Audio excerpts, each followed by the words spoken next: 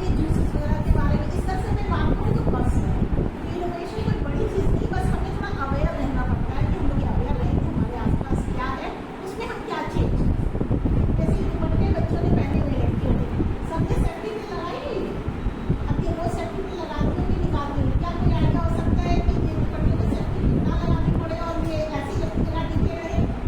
हो सकता है ना वो आती थी जो बैग में लगा के हम लोग ये यहाँ से बंद करने थे जो चिपक जाए, वो उसमें आते ना छोटी छोटी वो कर सकते नहीं, तो ये इसी में बैग बना ले जैसा कि, और उसके अंदर से दुपट्टा करने की वो सेफ्टी पिन इस्तेमाल करनी पड़ेगी। लगाते वक्त तो डर लगता है कि कहीं लग ना जाए। This is innovation. तो इस तरह की चीज़ इसी पर्स में हम कुछ ऐसा कर दें कि कभी हम इसको फोल्ड कर पाए, छोटी सी हो जाए, कभी हम इसको बड़ा कर ले, है ना, इसका रंग बदल दे, कुछ ऐसा कर दे कि इसके अंदर भी कुछ रंगीन कलर हो कि हम ऐसे कुछ दबाए और वो रंग ऊपर आ जाए, ये रंग अंदर चला जाए, तो मैचिंग पहनते हैं, मैचिंग का पहले साथ के साथ दिस इज दूसरी चीज़ है। थोड़ा समय का वेस्ट करने के बाद हाँ, एंटरप्रेन्योरशिप क्या होता है? बिजनेस। देखिए हमारी सरकार के पास सब सबके लिए नौकरियाँ नहीं, सीधी सी बात है।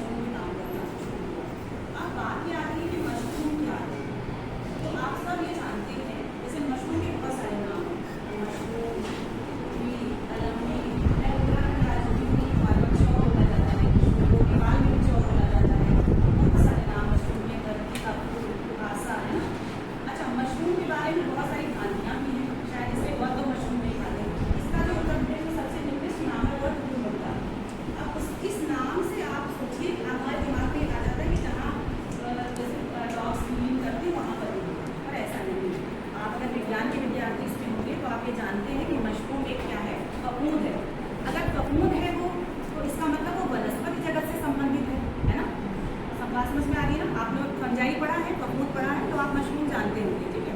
अब देखिए, मशरूम ज़्यादातर बरसात में उगते हैं, ठीक है ना।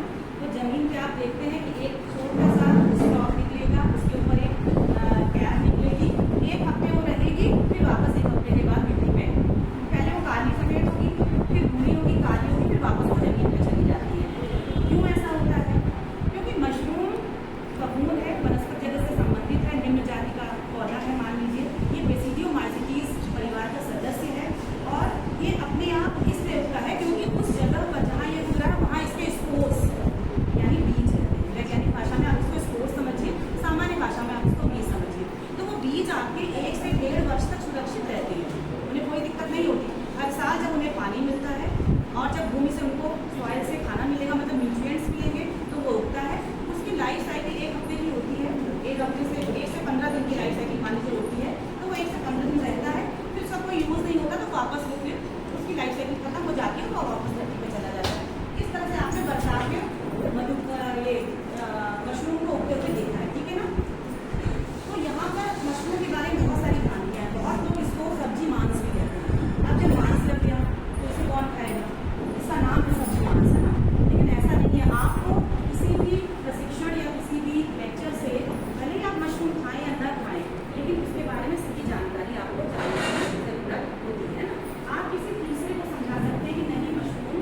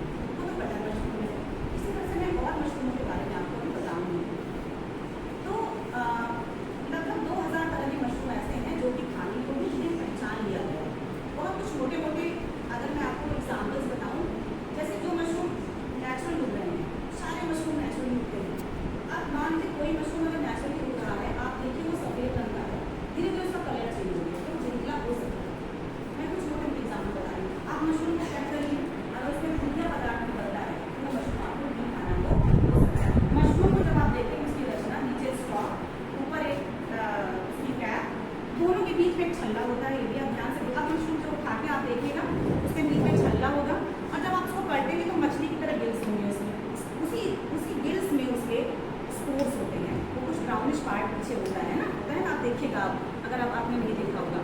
और नीचे उसके माइसीलिया या हाइफा होते हैं जो जमीन में होते हैं, ठीक है ना, ये उसकी रचना होती है।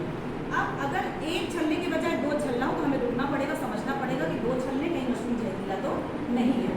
उसके बाद बहुत पुराने मशरूम जैसे आप ले आए अपने फ्रिज में रख दिया 8-10 दिन के बाद, तो आपको देखना पड़ेगा कि कहीं कुछ मशरूम में दाग धब्बे तो नहीं पड़े हैं, तो आपको रुकना पड़ेगा वहाँ पर, ठीक है ना। तो इस तरह के कुछ एग्जाम्पल्स हैं जिनसे आप समझ सकते हो कि मशरूम आपका खाने योग्य है या खाने योग्य नहीं है, ठीक है ना। अब देखिए इसके बाद ये है कि मशरूम जितने बाजार में मिल रहे हैं उनमें कोई दिक्कत नहीं है, जितनों को आप सीख सकते हैं उसमें कोई दिक्कत नहीं है, उनको आप आराम से खा सकते हो। वैसे हमारे देश में 5 तरह के मशरूम इस समय कृत्रिम रूप से उगाए जाने लगे हैं, मतलब हमने टेक्नोलॉजी सीख ली कि हम नेचर से कैसे उनको अपने लैब में उगा सकें, अपने घर में उगा सकें, तो हम आर्टिफिशियली इसको ग्रो करना सीख गए हैं। उसमें सबसे पहला मशरूम आपका बटन मशरूम है, दूसरा मशरूम आपका ऑयस्टर मशरूम है, तीसरा मशरूम आपका दूधिया मशरूम है, चौथा मशरूम आपका बॉलबेरियल्ला मशरूम है जिसको हम धान के पराल या पुआल का मशरूम कहते हैं, और पांचवा आपका गैनोडर्मा मशरूम है। ये 5 तरह के मशरूम हैं जिनको हमारा भारत जो है वो उगाने लगा है नेचुरली, और ये व्यापारिक स्तर पर उग रहा है, इसकी खेती हो रही है, इसके बहुत सारे प्रोडक्ट्स बन रहे हैं। तो ये 5 तरह के मशरूम इस तरह के, ठीक है। अभी मैं आपको जब फिगर दिखाऊंगी तो आपको उससे समझ में आ जाएगा कि किस मशरूम में क्या अंतर है, ठीक है।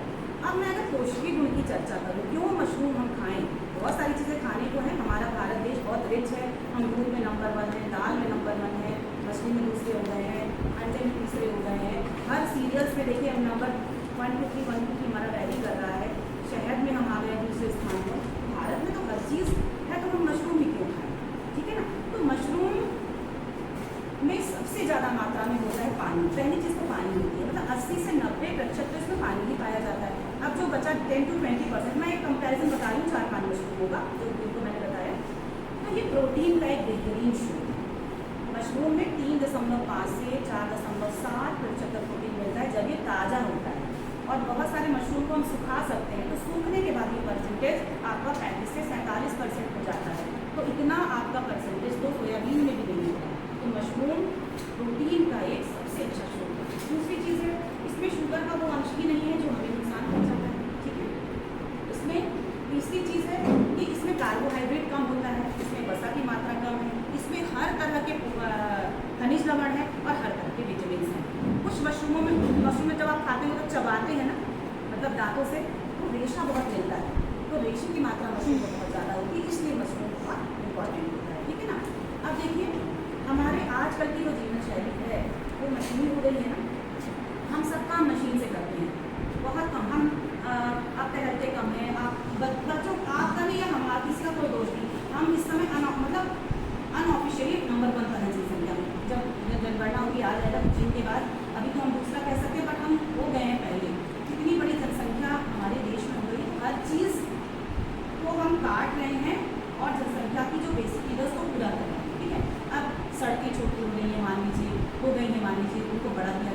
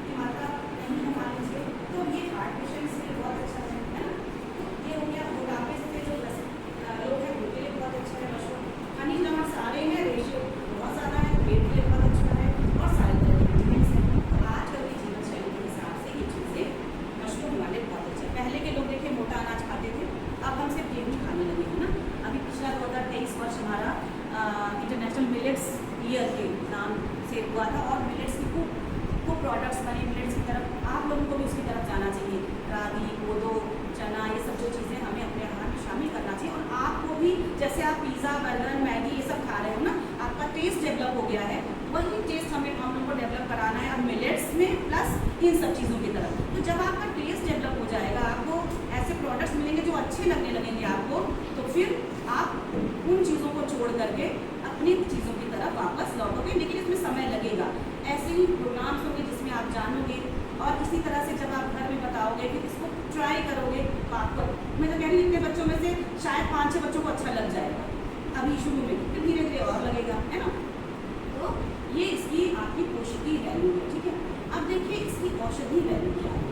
क्योंकि मशरूम का अगर आप तो आप सुश्रुत संहिता जो हमारा ग्रंथ है या चरक संहिता जो ग्रंथ है हमारा आयुर्वेद की जो किताब है, और उसमें भी मशरूम का वर्णन आप सोचिए। उस ज़माने में भी अगर मशरूम को लिखा गया, इसका मतलब है कि ये बहुत अच्छा उपयोगी होगा, तभी तो वो चीज़ें उन लोगों ने लिखी हैं। तो मशरूम से आप समझ लीजिए हर चीज़ की दवा बन गई। मैं एक लाइन में कहती हूँ, ठीक है।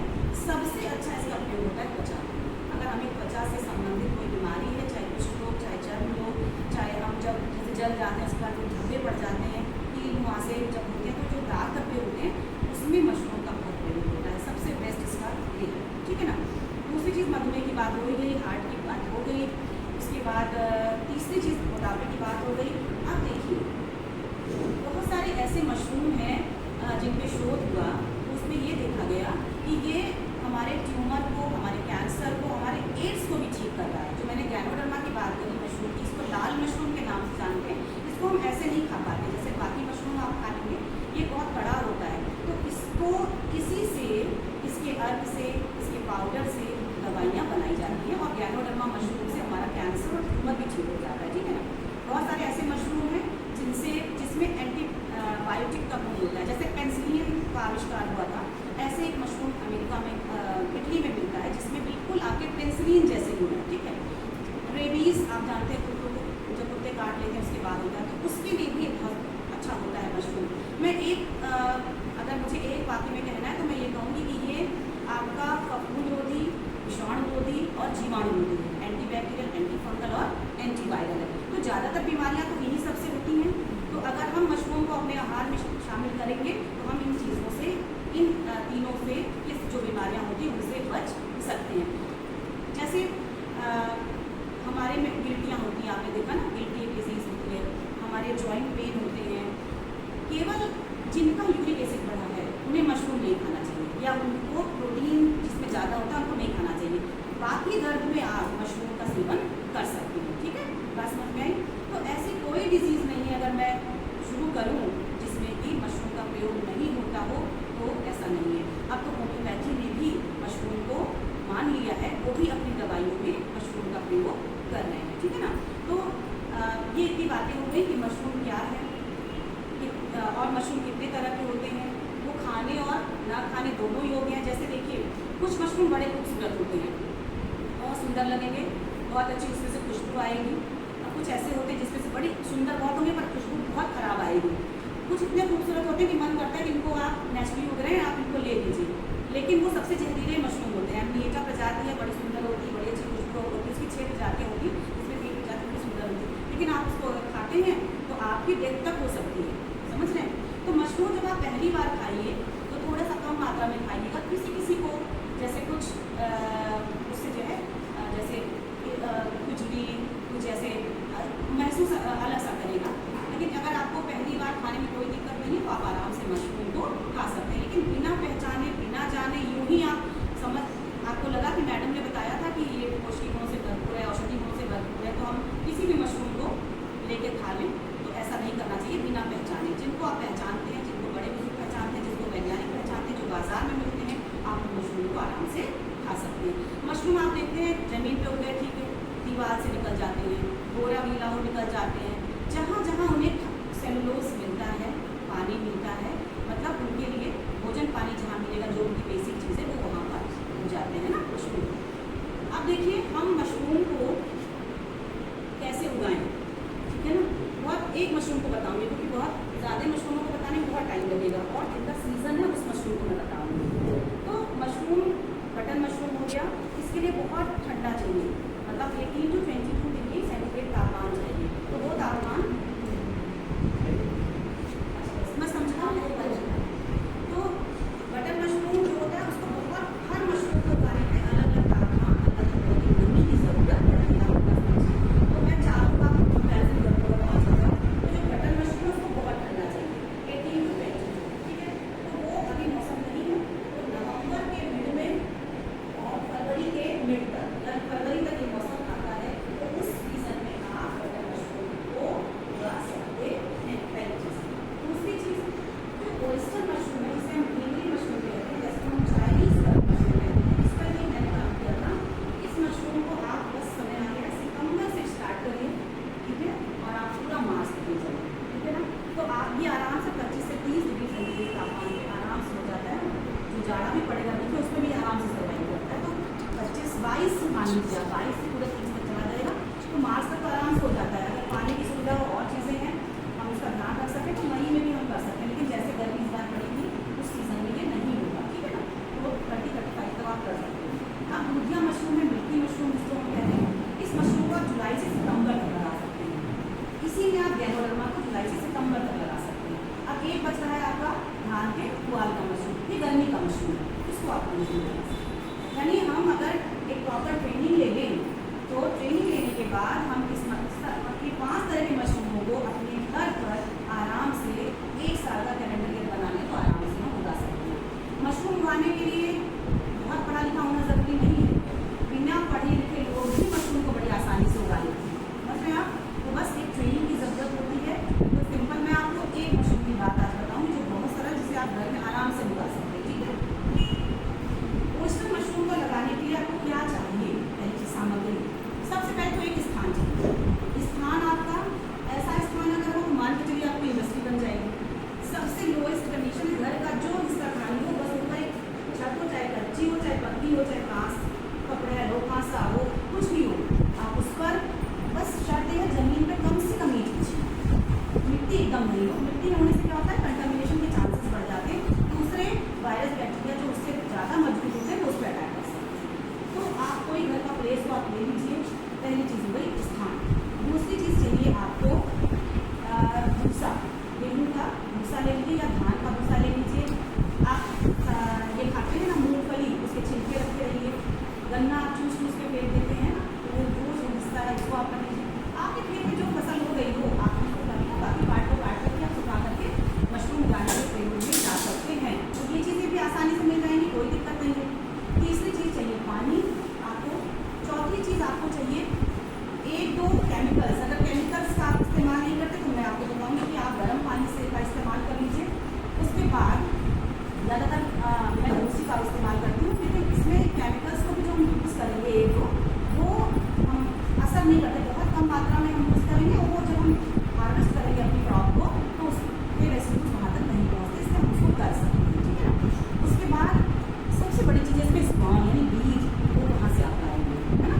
तो अभी फिलहाल के लिए आपको जब सीखना है तो आप बीज जो है वो जितनी एग्रीकल्चर डिस्ट्रीज होती है, जैसे यहाँ पे शुआर्ट्स है, आपने नाम सुना होगा, तो सबसे पास में शुआर्ट्स है, या फिर इसके बाद कानपुर का जो आपका CSA है चंद्रशेखर आजाद यूनिवर्सिटी, उसके बाद आपका पंतनगर है, जितनी यूनिवर्सिटीज़ है उनके प्लांट पैथोलॉजी लैब में बीज बनते ही बनते हैं। बहुत सारे NGOs इसको प्रोवाइड करते हैं, पहले मैं ही बना के प्रोवाइड करती थी, अब समय नहीं हुआ है मेरे पास, नहीं कर पाती हूँ। तीसरी चीज़ है अब तो ये अमेज़ॉन पर भी उपलब्ध है, आप चाहें तो उससे मंगा सकते हैं, या हमारे देश में जो पहला सेंटर बना था ICAR का, Indian council of agriculture research का, राष्ट्रीय मशरूम शोध संस्थान, ये 1981 में बना था। आज वो भारत सरकार का सेंटर है, वो काम कर रहा है बहुत अच्छे से। कभी आपको हिमाचल प्रदेश जाने का मौका मिले, सोलन मेडिकल सेंटर है, तो आप जरूर कभी फ्यूचर में जा सकते हैं। तो वहाँ पर आप लेटर लिखेंगे वहाँ के डायरेक्टर को, तो वो भी बहुत अच्छी तरीके से आपके स्पॉन को भेज देंगे। तो जो बीज होता है वो एक प्लास्टिक की पन्नी में आता है और गेहूं के दाने में बनता है, बहुत सरल होता है बनाना, वो आप जैसे बच्चे आराम से सीख सकते हैं। और सबसे बेस्ट बिजनेस मैं बताऊँ अगर है तो वो स्पॉन प्रोडक्शन का, क्योंकि स्पॉन इलाहाबाद में कहीं नहीं मिलता है, और ये चीज़ें बहुत लोग नहीं भी सिखाते, लेकिन मुझे कोई दिक्कत नहीं होती है। आप मशरूम बनाना सीख सकते हैं, बहुत सरल प्रोसेस है। अगर मोटा मोटा आप समझिए तो गेहूँ के दाने लिए जाते हैं, उनको उबाला जाता है। जैसे 1 किलो गेहूँ का दाना, मुझे बिल्कुल साफ दाने कटे कटे नहीं होने चाहिए,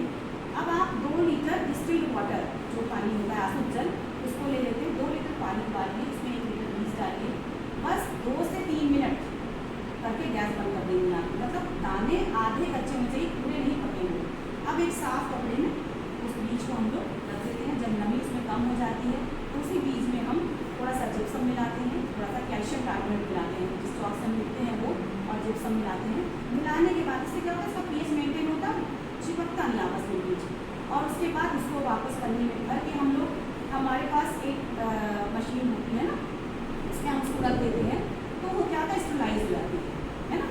तो हम उसको ऑटोक्लेव में रखते हैं, तो वो आराम से, उसमें कुछ नहीं होता। आपके लैब में होगा अगर यहाँ ऑटोक्लेव, और नहीं तो आप कभी भी आइएगा, हम अपने कॉलेज में आपको दिखा देंगे।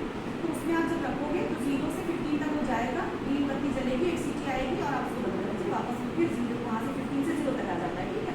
अब आपका वो स्टरलाइज या बीज बनाने को बिल्कुल तैयार, उसमें कोई बैक्टीरिया वायरस का कंटेमिनेशन नहीं है। फिर उसके बाद आपको उसी पन्नी को धीरे से खोल करके, हमारे पास तो लैमिनर फ्लो होता है, नहीं तो आपका साफ सुथरा अगर अंधेरा कमरा हो, आप वहाँ पर बस एक जाल मशरूम का एक नन्हा सा जाल आप उसमें बस टच करा दीजिए और बंद करके रख दीजिए।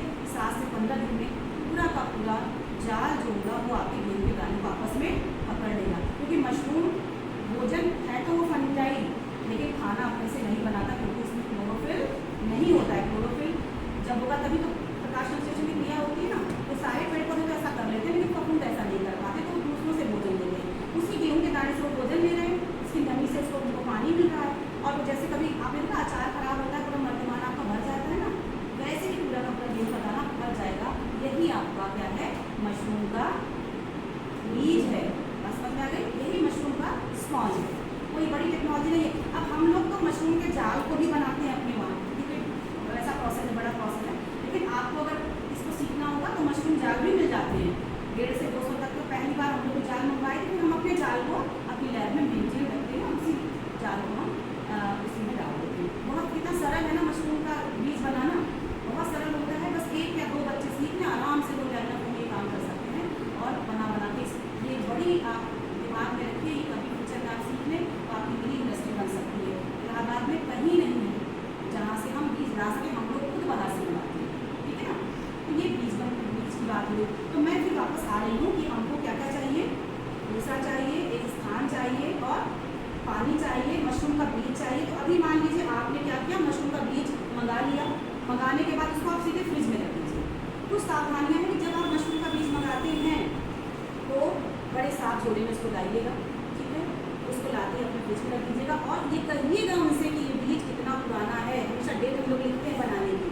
अगर वो 1 साल से ऊपर की डेट है तो मत लीजिए, 1 साल के अंदर की डेट है तभी आप लीजिएगा मशरूम स्मॉल। वो बेवकूफ़ बना देते हैं और वो दे देते हैं हम लोगों को, ऐसा नहीं करना है, ठीक है। 100 रुपये तक सरकारी दाम है इसका, रेट जो है 100 रुपीज़ पर केजी। और अगर आप प्राइवेट एजेंसी से लेंगे तो थोड़ा सा वो चार्जेस ज़्यादा लेते हैं, ठीक है, लेकिन ये 100 रुपीज़ तक इसका फिलहाल दाम चल रहा है।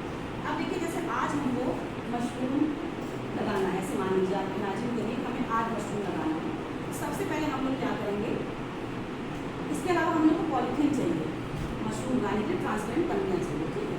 तो जब आप मशरूम सीखने के लिए कलेक्ट करेंगे तो आप केवल 1 किलोग्राम वाली ही पॉलीथीन लीजिए, जिसमें हम 1 किलोग्राम भूसा रख सकें। आज जैसे हमें मशरूम लगाना, मान लीजिए तो ये हम इमेजिन करिए ड्रम है, एक ड्रम या एक बाल्टी आप ले लीजिए, उसमें हमको ये पानी लेना है, साफ पानी आप डाल दीजिए।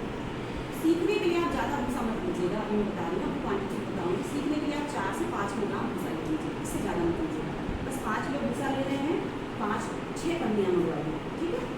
अब इसमें आप उतना ही पानी डालेंगे जिसमें हमारा भूसा अच्छे से क्या हो जाए। अब हम इस पानी को, जो मैंने कहा, अगर आप गर्म कर लीजिए, गर्म करने के बाद आप भूसा डाल दीजिए, तब आपका हॉट वाटर ट्रीटमेंट हो गया। तो बहुत सारे भूसे में जो भी आपके बैक्टीरिया वायरस में वो खत्म हो जाएंगे। हॉट वाटर ट्रीटमेंट है, अच्छा होता है, लेकिन इसमें मेहनत बहुत लगती है। तो पानी गर्म करिए, फिर उसके बाद भूसा डालिए, या फिर बोरे में करके भूसा डालिए, उसमें फिर करके फिर निकालिए। तो अब लोग केमिकल ट्रीटमेंट देने लगे, है ना। वैसे ये बहुत अच्छा, अगर आप करें सेहत के लिए बहुत अच्छा है। केमिकल ट्रीटमेंट के लिए क्या है, कुछ नहीं, आप कार्बेंडाजिम, जिसे बाविस्टीन कहते हैं, एक फफूंदनाशी है। क्योंकि ज़्यादातर ओयस्टर मशरूम में, ओयस्टर मशरूम वैसे मान के चलिए रेजिस्टेंट वैरायटी, ज़्यादा से बीमारियाँ नहीं लगती, सिर्फ 1-2 फफूंद वाली बीमारी लगती है, और एक कभी वायरस अटैक होता है जब हम साफ नहीं रखते अपने स्पेस को। तो जिस जगह हमें मान के हम मशरूम उगाना है, सबसे पहले इसको ज़मीन लीजिए, कोशिश करिए कि अगर पानी में हमने डाला और हमने इसको स्प्रे करा दिया। या फिर सीधे फॉर्मेलिन आप जानते हैं ना, आपने लैब में यूज़ किया होगा फॉर्मेलिन की कुछ बुनिया आप पानी में मिला दीजिए, उसी से आप ज़मीन को साफ कर दीजिए, उसी से आप दीवारों को साफ कर दीजिए। तो आप खोलेंगे तो हाथ पे लगेगा, लेकिन हम लोग काम करते तो हालत उसकी होती है। कुछ बुनिया डालना है पानी में, कुछ बुनिया में डालें, उसी से आप अपना हाथ धो लीजिए, उसी से पैर धो लीजिए। ये अगर सावधानी करेंगे तो बीमारियाँ नहीं लगती हैं, ठीक है। अब आपका स्थान साफ हो गया, वहाँ पे आपने ड्रम रखा, उसी ड्रम में आप चाहें तो फॉर्मेलिन ही केवल डाल दीजिए, है ना। और अगर आप फॉर्मेलिन नहीं मिल रहा है, अगर बावस्टीन मिल जा रहा है आपको, तो आप बावस्टीन मिला दीजिए। अब कितना मिलाना है, तो एक अंदाजे 100 लीटर अगर हम पानी ले रहे हैं तो उसमें हम 5 ग्राम हमारा बावस्टीन पर्याप्त होता है, 125 ml हमारा फॉर्मेलिन पर्याप्त होता है। अब आप और कम कर रहे हैं ना, जैसे मान लीजिए 5 किलो ले रहे हैं, तो आप बहुत थोड़ा सा आपको बावस्टीन मिलाना है उस पानी में, ठीक है। और कुछ होने आप फॉर्मेलिन डाल दीजिए, दोनों डाल दीजिए तो और भी अच्छा है। उसको मिला करके और मिलाने के बाद आप उसे को डाल कर और रात भर आप बंद कर दीजिए। सवेरे उठिए, आप उसको क्या करना है, आपको उस भूसे को उस पानी से बाहर निकालना है। तो आप ना सबसे बढ़िया, अगर ज़मीन वो साफ और पक्की है आप तब तो आप ज़मीन पर कर दीजिए, नहीं है तो आप पॉलिथीन के ऊपर डाल दीजिए, नहीं है तो जो झोंके नहीं होते हैं लोकरे लकड़ी के, आप सबसे अच्छा उस पर रख दीजिए, तो सबसे अच्छा होता है। आराम से पानी भी निकल जाएगा और आपका भूसा बिल्कुल बिछाई के लिए परफेक्ट हो जाएगा। आप एक लड्डू बनाइए इसका नमी चेक करने के लिए, अगर सिर्फ हमारे हाथ में पानी लग रहा है तो भूसा आपका बिल्कुल परफेक्ट चली जाएगी। पानी थोड़ा भी अगर लग रहा है नीचे खुल रहा है तो आप समझ लीजिए अभी थोड़ा हमको उसको और करना है। जैसे आप बेसन के लड्डू हम लोग बनाते हैं, घी बस हाथ में लगता है तो परफेक्ट होता है कि आपके परफेक्ट है, हमारा वो रोल इसका गोल बन जाएगा इस तरह से। तो ये हमने तैयारी कर ली, ठीक है ना, बात समझ में आ गई ना। हमने कमरे को साफ कर लिया, फिर हमने अपने भूसे को तैयार कर लिया। अब आपका काम है कि फ्रिज से अब बीज निकालिए, अभी तक बीज तक निकालिए, ठीक है। अब फ्रिज से बीज लाइए एक प्लेट में, उसमें एक कॉटन लगा रहेगा, एक प्लास्टिक का थैला लगा देता है सेफ्टी के लिए। आप उसको हटाइए, कॉटन को प्लास्टिक का वो हटाइए, राउंड जो लगा है कैप उसमें। उसके बाद उस पॉलिथीन को काट लीजिए और उस बीज को आप इस भूसे में मिला दीजिए। रफ तरीका ये है कि आपने बीज में भूसे में बीज मिला दीजिए। अब देखिए इनकी भी अपनी एक मात्रा होती है, लेकिन पहली बार अगर आप सीख रहे हैं तो कोई बात नहीं है, आप उस 5 किलोग्राम में भी पूरा बीज डाल दीजिए। लेकिन जब आप कभी व्यावसायिक स्तर पर करेंगे तब आपको मात्रा का ख्याल रखना है, ठीक है ना। तब आपको 1 किलोग्राम में 1 किलोग्राम गीला भूसा अगर आप ले रहे हैं तो कम से कम 30 ग्राम आप उसमें डालेंगे। बीज जब आप डालेंगे तो वो उसको खाएगा ना, उसका भोजन है भूसा, नमी उसमें ऑलरेडी है, तो धीरे धीरे उसके माइसीलिया बनेंगे, फिर हाइफा बनेंगे, है ना। और उसके बाद वो उसमें स्टॉक देन फ्रूटिंग बॉडी उसमें डेवलप हो जाएगी ना धीरे धीरे। देखिए जितने भी फफूंद होते हैं वो आपने देखा वो जाल तक ही रहते हैं, लेकिन मशरूम एक ऐसा फफूंद है जिसमें कैप तक बनने की क्षमता है ना। आप ये ध्यान दीजिए, मशरूम भी फफूंद है लेकिन उसमें स्टॉक और कैप उसमें अच्छे से डेवलप हो जाता है। तो अब करना क्या है, आपको उसे और बीज को अच्छे से मिला लेना है, ठीक है। साइंटिफिक तरीका क्या होता है, आप पॉलिथीन रखिए, आप एक लेयर भूसे की बिछाइए, फिर बीज की, फिर एक लेयर भूसे की, फिर बीज की, ऐसे कर लीजिए। जब आपको 1 किलोग्राम का वो बर्तन तैयार हो जाए तो आप उसका मुंह क्या करिए, बांध दीजिए, रबर बैंड से बांध दीजिए या तो लोहे से बांध दीजिए। और उसके बाद उसको अच्छे से इस तरह से दबाइए कि हवा जो अंदर की सब निकल जाए और उसमें कम से कम चेंज करिए 20 से 40 चेंज हर तरफ ऊपर नीचे आ लीजिए। हम लोगों ने यहाँ पे चेंज किया, शुरू में हम लोग करते थे पॉलीथीन, फिर हमने सोचा कि हमारे घर में जो प्लास्टिक के डिब्बे हैं उनको यूज़ किया जाए, तो हमने प्लास्टिक के डिब्बे और जो डिब्बे थे उनको यूज़ किया, जो घर से यूज़ जिनका नहीं था घर में, जो हमारे पूरे के लिए निकल डाले, तो हमने उनको धुला, साफ किया और सब में हमने छेद करके मशरूम उत्पादन के लिए किया। कुछ हम लोगों ने चेंज किया था घड़े में, कि घड़े में भी देखते हैं, घड़े में छेद करके जो पानी गर्मी का घड़ा जो फ्री हो गया तो हम इसमें देखते हैं। और बाकी जैसे हम लोगों ने कॉटन वाले कपड़े पर भी किया था तो उसमें बहुत अच्छे से नहीं हो पाया था, लेकिन घड़े में, डब्बे में, प्लास्टिक की पन्नी में ट्रांसपेरेंट वो दिखता रहता है ना हमको, और घड़े में नमी होती है तो वो बहुत दिन तक चलता है, बहुत अच्छे से हो जाता है। तो इस तरह का हम लोगों ने इसमें प्रयोग किया था कि हम पॉलीथीन नहीं है तो हम इस तरह करेंगे, डब्बे हमारे कई साल चलेंगे। इस तरह से हमने चेंज, जो रसगुल्ले के डब्बे आते हैं ना उन डब्बों में ये सारे डब्बे हमने यूज़ कर लिए थे, तो हम लोगों ने इसको भर दिया। अब कुछ नहीं करना, आपको उसको बिल्कुल अपने उसी कमरे में रख देना है, सिर्फ आप सुपरवाइज करिए उसको। रोज आपको पानी का एक स्प्रे करना है, ठीक है, बस पानी का स्प्रे करिए और रोज चेक करिए क्या होगा। आप देखिए मिजाज बढ़ रहा है और 7 15 दिन के बीच आप देखेंगे आपका पूरा जाल वो भर जाएगा उसमें, ठीक है ना। जब ये चीज़ें हो जाती हैं तो मैं तो क्या करती हूँ कि पॉलीथीन काट देती थी, मतलब मैंने अपना फिल्टर निकाला था कि पॉलीथीन काट देती थी तो गिरता नहीं है, वो बंडल आपस में जुड़ जाता है, क्योंकि वही तो माइसीलिया से उसको पकड़ा रहता है ना, तो वो गिरता नहीं है। लेकिन डब्बे में हम उसको नहीं निकालते, छीन रहता है, ये घड़े में हम उसको बाहर घड़े को तोड़ते नहीं, वो छीन रहता है उसमें बना रहता है। जैसे आप देखेंगे 21-22 दिन होगा, नन्ही नन्ही कलियाँ चारों तरफ से निकलना शुरू हो जाएंगी और 25-26 दिन में कंप्लीट फ्रूटिंग बॉडी वहाँ से निकल जाती है। यानी हम आप समझिए कि 25 दिन, और अगर 25 दिन नहीं तो कम से कम 30 दिन, मतलब 1 महीने में आपको मशरूम तैयार मिल जाएंगे। अब आप इनको तोड़िए, तोड़ने के लिए कैंची का इस्तेमाल ज़रूरी नहीं होता, या चाकू का बहुत सॉफ्ट होता है, आप बस अंगूठा और उंगली करेंगे ऐसे वो आराम से निकल जाता है। और ओयस्टर मशरूम की खासियत ये है कि आप इसको सुखा भी सकते हैं, अगर ताज़ा उपयोग में नहीं आप यूज़ कर रहे हैं, जैसे तुरंत उपयोग के लिए आप करना है, आपने धोया उसकी सब्ज़ी बनाई या फ्रिज में रख दिया, आपने 8 दिन तक रख दिया, और रखना है आपने फ्रीज़र में रख दिया। इसके बाद अगर आपको करना है तो नमक का घोल बनाना पड़ेगा। इसके बाद अगर आपको रखना है तो आपको फिर कैनिंग सिस्टम अपनाना पड़ेगा, जिसके लिए आपको प्रॉपर मशीन चाहिए, है ना। तो फिर हम डिब्बाबंदी करके उसको भेजते हैं। लेकिन इस मशरूम की खासियत है कि इसको आप सुखा सकते हैं, तो नहीं हमारा यूज़ है, आप कुछ नहीं, ड्रायर नहीं है तो धूप में आप पन्नी बिछाइए, मशरूम को आप रख दीजिए, वो आपके शाम तक बिल्कुल सूख जाते हैं। आप उसको तोड़ के देखिएगा, चट से आवाज़ आएगी, ठीक है। मैं भूल गई ड्राइड मशरूम लाना, नाम है लेकिन ड्राइड मशरूम रखा था मैंने, वो मैं आपको दिखाती। और आपको जब उपयोग में करना है तो आप ड्राइड मशरूम को गर्म पानी में डाल दीजिए, वो फिर ऐसे फ्रेश की तरह हो जाते हैं।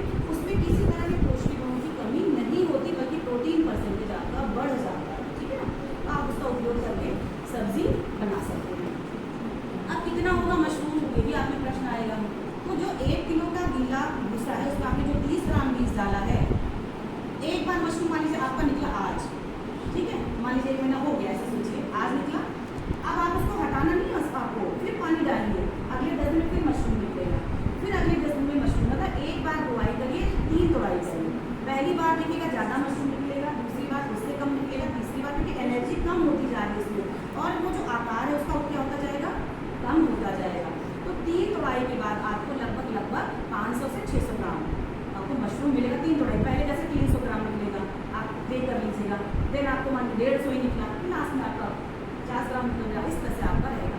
तो हम लोगों ने यहाँ पे क्या प्रयोग किया था अपने प्रोजेक्ट में कि हमने भूसे में बहुत सारी चीज़ों को मिलाया था, मतलब ये भी बात बता रही है, हमने सोचा कि हम कैसे इसका और प्रोडक्शन बढ़ाएं, 600 से 650 हो जाए।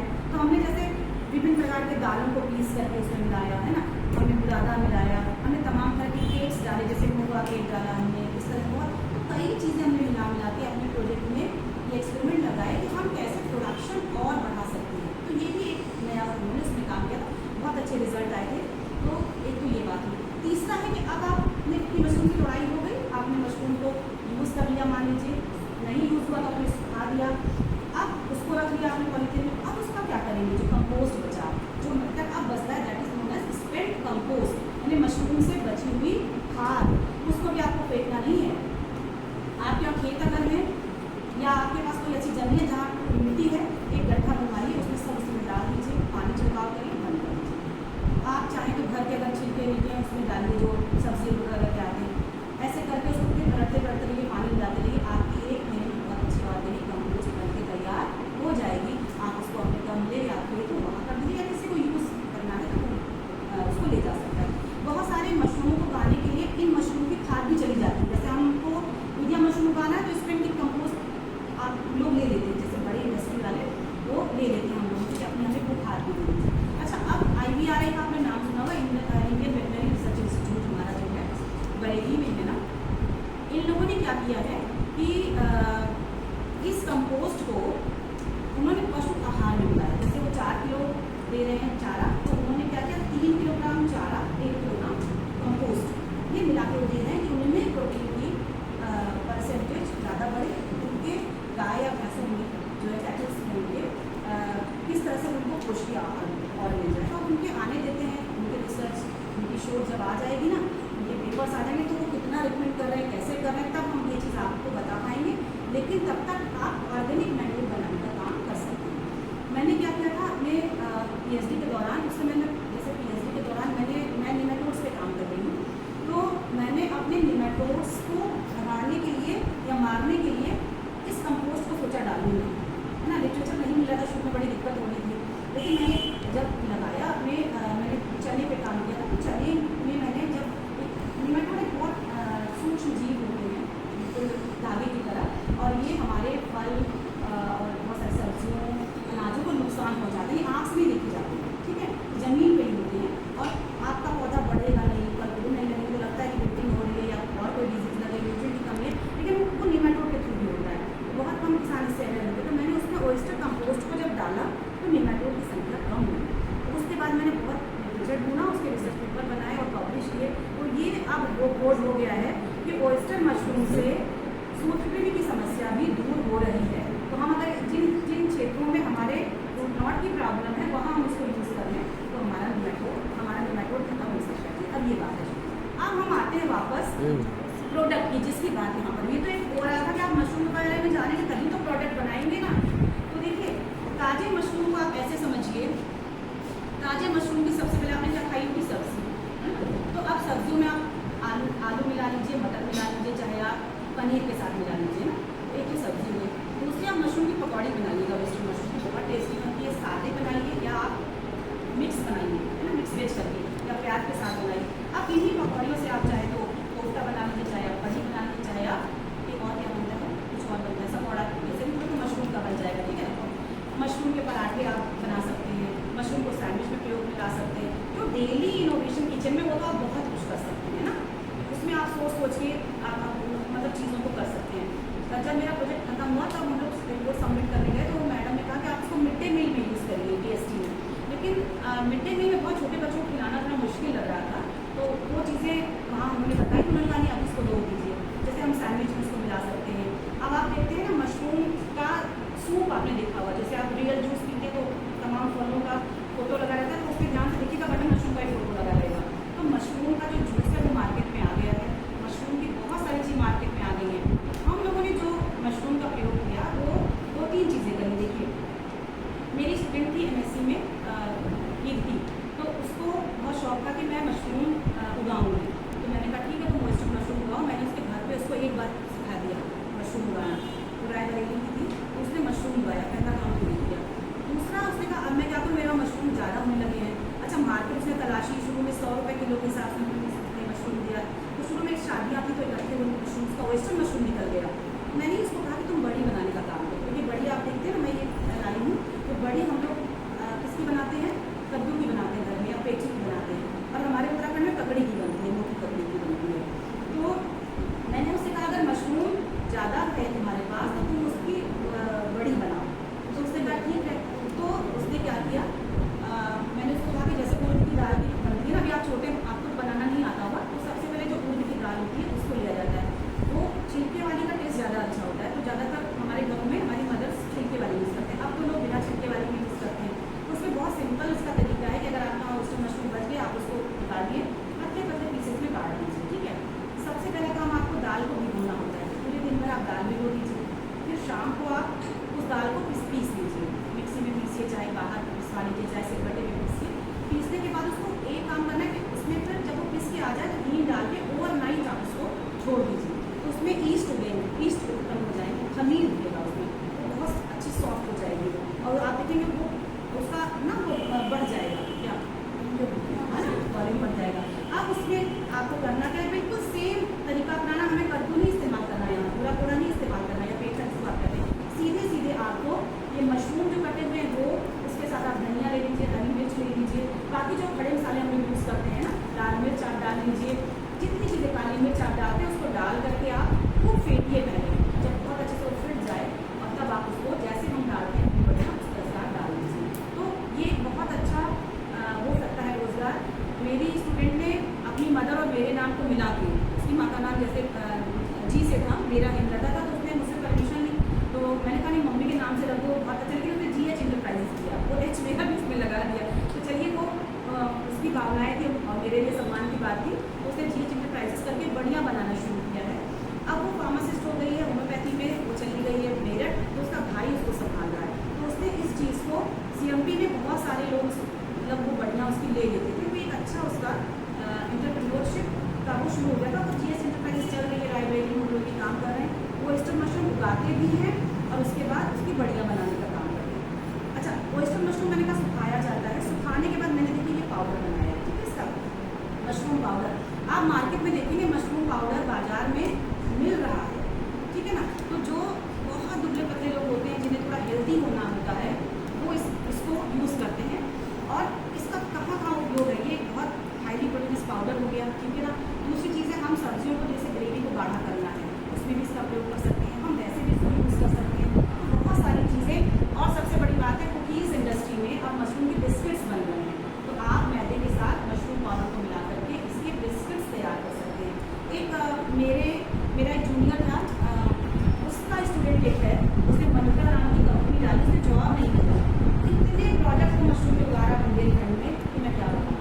इतना खुश हो जाता है मन। तो रसगुल्ले, समोसे, मतलब उसका रोज एक नया आइटम आता है। और अब उसमें मठरी, जैसे हम लोग मैदे की मछली बनाते हैं ना, वैसे ही आप मैदे में मशरूम पाउडर को मिला करके इससे मछली बना सकते हैं। जो हमारा एग्रीकल्चर यूनिवर्सिटी है बिहार वाला, वहाँ से उन्होंने बहुत टेस्टी मछली जो है इसकी मशरूम की बनाई है ना। इसी तरह से अभी हम लोगों ने इसको एक शो किया mushroom face pack. Face pack आप जानते हैं कि इसमें बहुत टाइट बनता है और इसमें निखार आता है। तो मशरूम की त्वचा रोग से संबंधित है और त्वचा में निखार आता है। तो मैंने इसमें क्या किया कि कुछ चीज़ें ऐड करके इसको एक अभी बनाया है। इसको अभी हमको टेस्ट कराना है, आफ्टर टेस्ट के बाद ही हम इसको यूज़ करेंगे। तो मैंने क्या किया, इसमें थोड़ा हल्दी डाला, काली मिर्ची ली, मशरूम पाउडर लिया और इसमें जो गुलाब की पंखुड़ियाँ होती हैं उनको पीस करके और टाइट करने के लिए हमने जैसे मशरूम की दाल आती है उसको पीस के डाल दिया और बहुत सारी चीज़ें। अब इसमें आप ये तो हमने एक फार्मूला इस्तेमाल किया, ऐसे आप बहुत सारे फार्मूले इसके सोच के अपने हिसाब से कर सकते हैं। मत रोज की वो डालिए, लीव्स आप हाँ वही मशरूम से मैंने एक तरीका इस्तेमाल किया।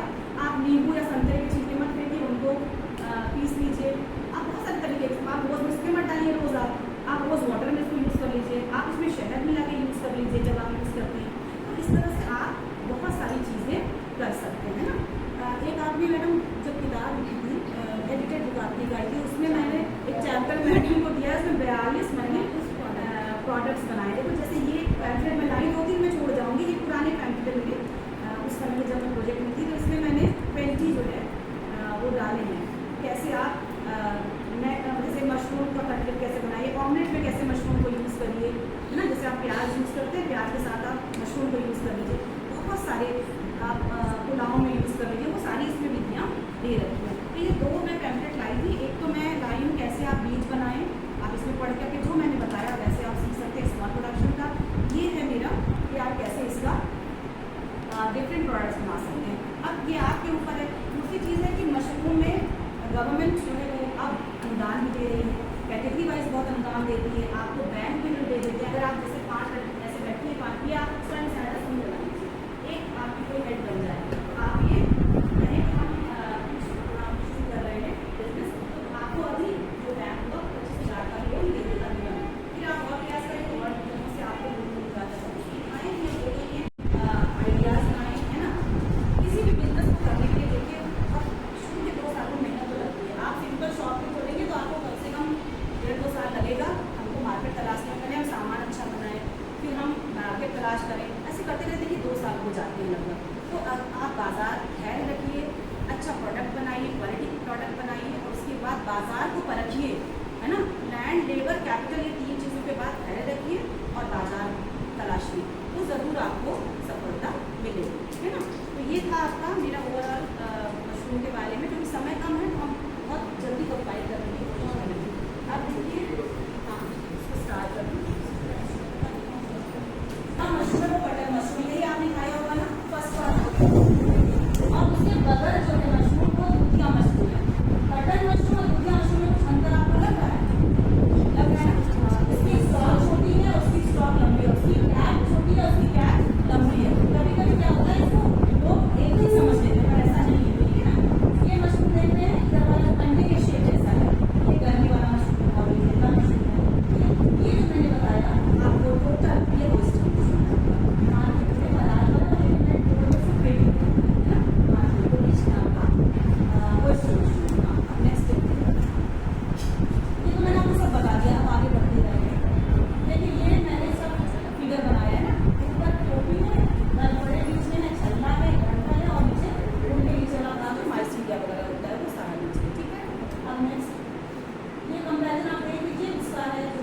बताया कि न्यूट्रिएंट इसमें क्या क्या चीज़ें हैं, इस मशरूम में कितना क्या है। आगे देखिए तस्वीरें दिखा फॉन्ट चेंज हो जाता है। तस्वीरें दिखा दीजिए। आगे चलिए यहाँ से तस्वीरें, ये तो सामने बता चुकी हूँ आपको कि चारों मशरूम का स्मेल यहाँ से देखिए, ये मशरूम का स्पॉन है, मशरूम का बीज है, ऐसे आपको पॉलिथीन में मिलेगा, ठीक है ना। गेहूँ के दाने हैं और लेते हैं।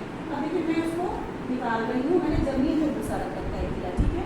आगे देख लीजिए, ये देखिए ऐसे जमीन में भूसा है ना, वो मैं पन्नी में काम कर रही हूँ इस समय, ठीक है ना, पॉलिथीन में। अब देखिए मैं इसको भर रही हूँ लेयर, उसमें मैं बीज की लेयर डाल रही हूँ, स्पॉन की लेयर डाल रही हूँ।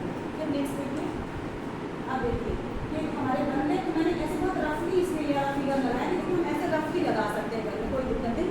अब ये माइस्टर के बढ़ रहा है ना, पूरा जब माइस्टर हो जाता है तो मैं पॉलिथीन को आपस मतलब काट देती हूँ, काट के उसको बंद कर दिया।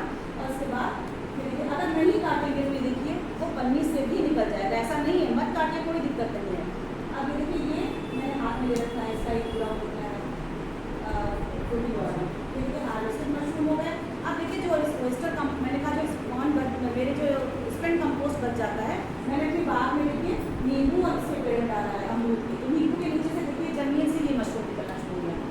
मैं क्या करती हूँ, हर साल जितना मेरा निकलता है ना, मेरे यहाँ 4-5 नींबू के पेड़ है, 4-5 अमरूद के पेड़ है और बेल का, मैं उसको खूब थाला बनवाती हूँ और स्पेंड कंपोस्ट को डाल करके पानी डाल के हम पूरा उसको भर देते हैं। ये हमें देखिए हमारे नेचुरल रूप से ही उगने लगे, ठीक है ना। अब आगे और ये पूरे कॉलेज को नींबू खिलाती है, अभी भी इतने ढेर से लाई है तो हम लोग को दिया है, खूब बांटती है नींबू। ये देखिए मैं ट्रे में हुआ है मशरूम, और आगे देखिए ये हमने सेकंड डिब्बे में करना शुरू किया, छोटी छोटी देखिए कलियाँ निकल रही है डिब्बे में ना, हमने कहा पन्नी को हटा के हम डिब्बे में शुरू करते हैं। अब देखिए आगे, अब ये देखिए रसगुल्ले का डिब्बा मैंने कहा था ना, जैसे मिलता है तो हमने यहाँ पे भी शुरू कर दिया।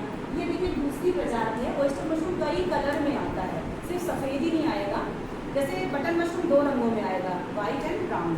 ये आपका पीला, हरा, हरा तो कभी नहीं होता मशरूम, पीला और गुलाबी, सफ़ेद, भूरा, ये कितने कलर में आता है, ठीक है। अब देखिए आगे, ये तो मैंने जूलॉजी डिपार्टमेंट में लगाया था अपने लैब असिस्टेंट के साथ, वो देख रहा है कि कैसे तोड़ना है, उसको बता रही हूँ मैं। और आगे देखिए, ये देखिए प्रोडक्ट्स आप देखिए, ये देखिए फ्रेश मशरूम है, ठीक है ना, ये मेरे पॉलिथीन में ऐसे रखना चाहिए। मशरूम को जब आप तोड़ते हैं ना तो पन्नी में रखिए और छेद कर दीजिएगा, और जब ड्राइड मशरूम रखेंगे तो छेद नहीं करना होगा, एयर ड्राइड में आप रखिए। ये देखिए बड़ी हुई, ये सब्जी हुई, इसका पकौड़ा हो गया, ये 2 तरह की सब्जियाँ होंगी, ठीक है ना, इस तरह से। ये देखिए मैंने मशरूम लगा रखे सारे, ठीक है ना।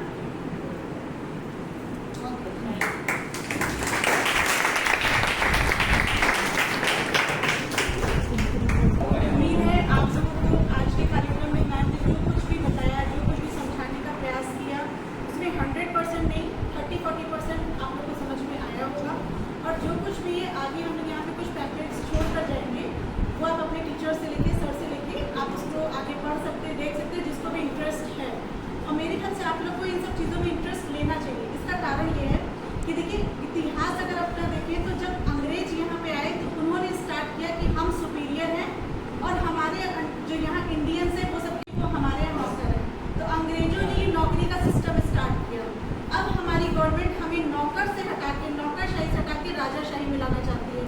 इसलिए हमारी गवर्नमेंट ये चाहती है कि हम किसी के अधीन जाके नौकरी करने के बजाय, चाहे वो गवर्नमेंट जॉब हो चाहे वो प्राइवेट जॉब हो, उससे ज़्यादा बेहतर है कि हम अपना खुद बिजनेस स्टार्ट करें, चाहे वो किसी भी लेवल का हो, चाहे वो किसी भी तरह का हो। क्यों? क्योंकि हम बिजनेस स्टार्ट करेंगे, वहाँ के राजा हम रहेंगे, हमसे कोई सवाल जवाब करने वाला नहीं। हम इतने सक्षम खुद हो जाएंगे कि हम अपने नीचे और लोगों को नौकरी दे सकते हैं जो खुद बिजनेस स्टार्ट नहीं कर सकते, ठीक है, उन लोगों की। अब इस कार्यक्रम के समापन में हैं हम लोग, ठीक है। समापन के लिए मैं आप सभी का सबसे पहले मैं प्रोफेसर अर्चना पांडे मैम का धन्यवाद करूँगी, क्योंकि वो IAC की कन्वीनर है और उन्होंने हम लोग को मौका दिया इतना अच्छा इवेंट सुनने का, समझने का, ठीक। दूसरा मैं डॉक्टर हेमलता पंत मैम जो कि असिस्टेंट प्रोफेसर है जूलॉजी डिपार्टमेंट केमिस्ट्री में, साथ ही इनोवेशन एम्बेसडर भी है मिनिस्ट्री ऑफ एजुकेशन की। तीसरा मैं आपके स्कूल के जो प्रधानाचार्य हैं, जो प्रबंधक हैं, मैं उनका धन्यवाद करूँगी कि उन्होंने हमारा ऑफर एक्सेप्ट किया कि हम आपके स्कूल में आके इवेंट को करा सकें। मैं यहाँ पे उपस्थित कृष्ण मोहन सर का, दुर्गेश सर का और आयुषी मैम उनका मैं धन्यवाद करूँगी कि वो आए और उन्होंने यहाँ पे सब कुछ वेल तरीके से मैनेज किया। और साथ ही मैं अपने